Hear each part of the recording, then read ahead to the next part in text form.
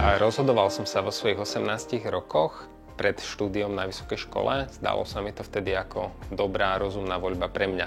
Dôvodov bolo viacero, to rozhodnutie bolo také komplexnejšie. Farmácia pre mňa znamená súbor vzťahov, vzťahy s našimi pacientami, vzťahy s kolegami a s inými. Vždy, keď ku mne príde smutná správa o tom, že niektorý z kolegov nás opustil, tak sa ma to dotkne. Vždy sa vtedy zastavím a zamyslím sa. Odbornosť farmaceuta je určite súbor schopností a zručností, ktoré získava farmaceut v prvej fáze štúdiom farmaceutickej fakulty.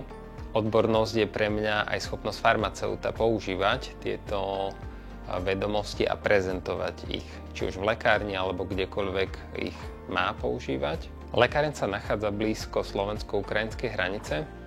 Práca vnútri v lekárne, za stenami, za múrmi tejto lekárne vyzerá rovnako ako kdekoľvek inde na Slovensku. Povedal by som, že je taká štandardná, kvalitná a odborná. Niekedy je ale náročné dohodnúť sa na logistike s distribútorom liekov.